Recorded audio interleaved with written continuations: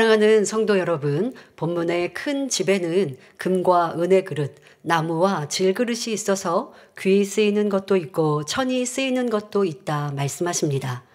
여기서 큰 집은 하나님의 나라를 의미하며 그릇은 그 자녀들, 일꾼들, 바로 우리를 표현하고 있지요. 하나님께서 우리에게 깨끗하고 귀한 그릇이 되라 말씀하고 계시는 것입니다. 오늘 말씀을 통해 하나님께서 어떤 사람을 금그릇, 존귀한 그릇이라 여기시는지 깨달으시기 바랍니다. 그래서 우리를 사랑스럽고 귀히 바라보시며 기뻐하시는 모든 성도님들이 되시길 기원합니다. 사랑하는 성도 여러분, 하나님께서 귀히 여기시고 쓰시기에 합당한 금그릇은 과연 어떤 그릇인지 살펴보겠습니다. 자, 첫째, 변하지 않는 그릇입니다. 자, 금을 가치 있게 여기는 것은 변하지 않기 때문이지요. 하나님께서도 자녀된 우리에게 원하시는 것이 변하지 않는 참마음입니다. 성경상에는 어떤 환경과 조건에서도 변하지 않는 중심으로 행한 인물들이 나옵니다. 바로 변하지 않는 금그릇이지요. 이 시간 말씀을 들으실 때 현재 여러분의 믿음과 신앙, 말과 행함을 비교해 보시기 바랍니다. 먼저 사도 바울입니다.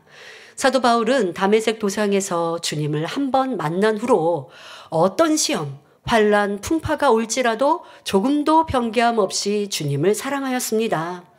그러니 변함없이 복음을 전하고 믿음의 길을 끝까지 달려갔지요.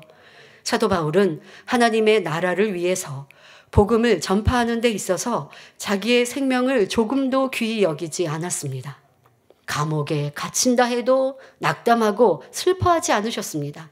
도리어 성도들에게 편지하기를 빌립보서 4장 4절에 주 안에서 항상 기뻐하라. 내가 다시 말하노니 기뻐하라 하십니다. 아무것도 염려하지 말고 오직 모든 일에 기도와 간구로 너희 구할 것을 감사함으로 하나님께 아뢰라고 권면하고 계십니다. 병든 자를 고쳐주며 귀신을 쫓아내는 선만 행했는데 주님을 전한다는 이유로 옷을 벗기고 많이 때린 후에 발을 착고에 채우고 깊은 감옥에 가두었습니다. 하지만 사도 바울은 오히려 기도하며 감사의 찬양을 올리고 있습니다. 여러분은 어떠하십니까? 혹 가족이나 주변으로부터 핍박을 받고 오해를 받으니 낙담하고 지쳐버리진 않았습니까? 그럴 때 사도 바울의 고난을 생각하며 닮아가야 할 것입니다. 또 어떤 이들은 하나님 앞에 충성하고는 이렇게 말합니다. 아이고 힘들어. 내가 꼭 이렇게 해야 되나? 다른 사람도 있는데 말하거나 생각하거나 또 다른 일꾼은 어디 놀러도 가고 쉬엄쉬엄 하던데 왜 나만 열심히 해야 하지? 라고 생각하고 말하십니까? 실컷 하나님의 일을 해서 상급 쌓아놓고 입술로 다 쏟아버리는 것이지요. 하나님께서는 믿음으로 일하지 않으면 받지 않으십니다. 믿음으로 일한다면 기쁨과 감사가 따를 것이요 행복이 임할 것입니다. 그러니 처음 마음과 뜨거움을 잃어버렸다면 신속히 회복해야겠습니다. 그리고 이제는 어떤 상황에서도 변개치 않는 믿음과 충성으로 달려가시기 바랍니다. 사도 바울은 심한 핍박과 고난 중에도 조금의 후회나 불평, 원망도 없이 나아갔습니다. 청년의 때 주님을 만나 참을 깨닫고는 나이 들어 60이 넘어 순교를 당할 때까지 한 번도 주님을 부인하지 않았습니다.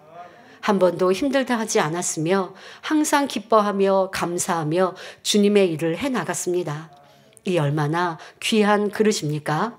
많은 사람들은 은혜를 받으면 충성하리라 다짐했다가 조금 어려운 일이 생기면 열심히 식어지고 변개하니 어찌 귀한 금그릇이 될 수 있겠는지요. 제자들도 주님의 승천을 보기 전까지는 두려움도 있고 변개함도 있었으나 승천을 목도하고 성령을 받으니 변개치 않는 충성과 사랑으로 행했던 것입니다.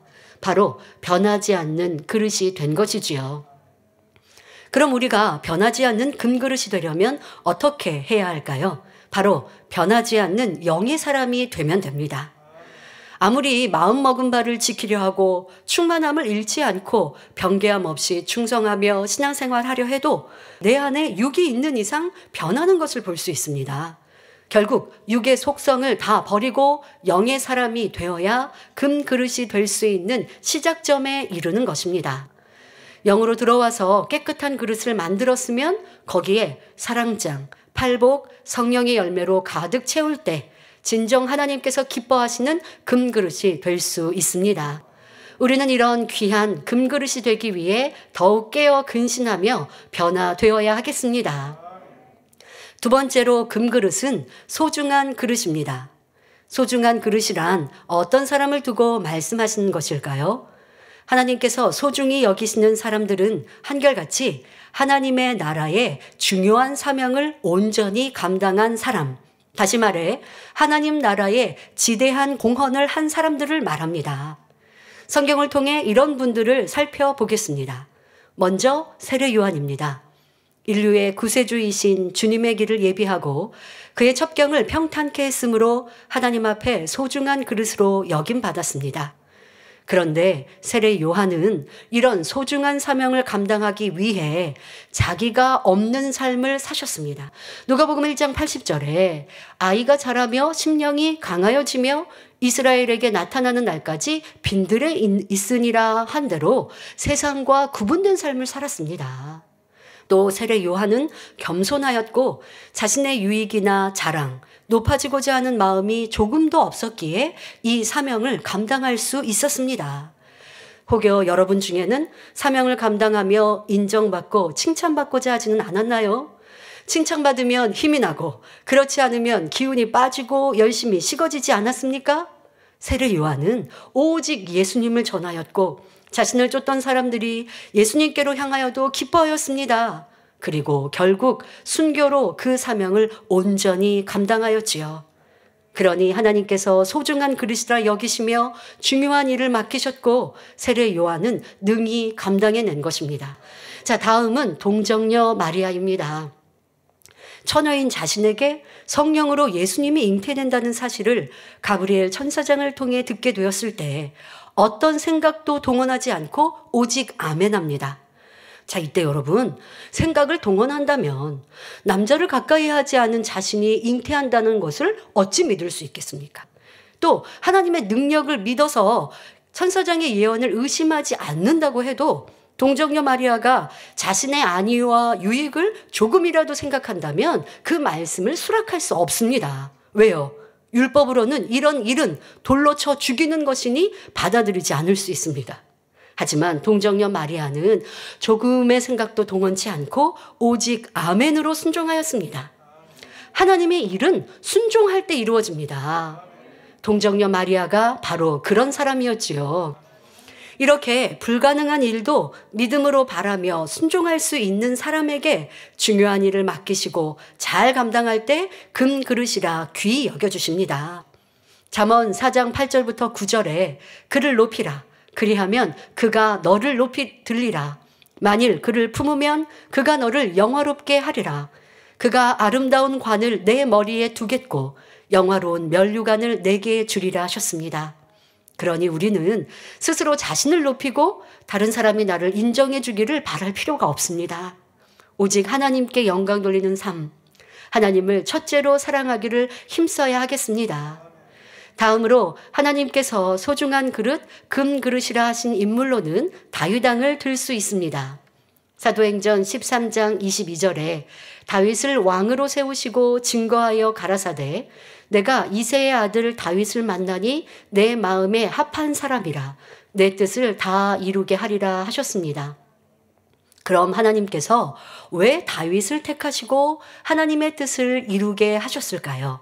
바로 다윗 왕은 그 중심이 하나님에 대한 절대적인 믿음과 변개치 않는 마음을 가지고 있었기에 소중한 그릇으로 쓰임받을 수 있었습니다. 하지만 마음 깊이 남아있던 근본의 육의 속성으로 죄를 지었고 선지자의 지적을 받으니 곧바로 회개하였으며 큰 연단도 달게 받아 깨끗한 그릇을 만들었지요. 그 후 다윗은 온전히 하나님께 인정받고 사랑받았을 뿐만 아니라 이스라엘을 부강한 나라로 성장시켰고 믿지 않는 이방인들에게 존영을 떨칠 만큼 능력 있고 권세 있는 왕이 되었습니다. 또한 이스라엘을 하나님의 뜻 가운데 세우며 하나님의 위엄을 선포하는 역할을 잘 감당하였기에 소중한 금그릇이 될 수 있었습니다. 자, 다음은 모세 선지자입니다. 모세는 출애굽한 이스라엘 백성들을 젖과 꿀이 흐르는 가나안 땅으로 인도한 위대한 영도자로서의 사명을 잘 감당했기에 하나님께서 소중하게 여기십니다. 민수기 12장 3절에 이 사람 모세는 온유함이 지면의 모든 사람보다 승하더라 했고, 민수기 12장 7절에는 그는 바로 모세 선지자는 나의 온 집에 충성됨이라 하신 대로 연단을 통해 온유함과 큰 마음을 이룬 모세 선지자는 하나님의 일을 하나님의 마음으로 감당하였던 것입니다. 이렇게 선과 사랑, 진리의 마음은 하나님의 일에 있어 꼭 필요하며 그런 사람을 통해 하나님의 나라를 이루심을 알 수 있습니다. 지금까지 금그릇은 소중한 그릇이며 소중한 그릇은 하나님의 나라와 일에 크고 중대한 사명을 온전히 감당한 사람들이라 설명하였습니다. 이분들은 그저 깨끗한 그릇만이 아닌 하나님 나라에 꼭 필요한 중요한 인물이요, 주어진 사명을 잘 감당하여 하나님의 뜻을 멋지게 이루어 드렸음을 알 수 있었습니다.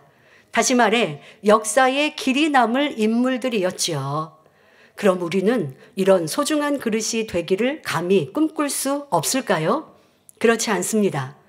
여러분이 하나님 나라에 더 중요하고 지대한 역할을 감당하는 소중한 그릇이 되기 원한다면 현재 주어진 위치에서 크든 작든 사명을 소중히 여기고 잘 감당하고 열매를 내어야 한다는 것입니다.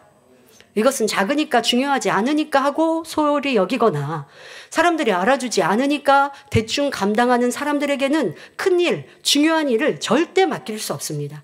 사명을 사모하며 주어진 하나님 나라의 일들을 성실히 충성되이 감당하는 모든 성도님들이 되시길 바랍니다. 그리하여 마태복음 25장 21절에 그 주인이 이르되 잘하였도다 착하고 충성된 종아, 내가 작은 일에 충성하였음에 내가 많은 것으로 내게 맡기리니 내 주인의 즐거움에 참여할지어다 하는 칭찬을 받는 모든 성도님들이 되시길 바랍니다.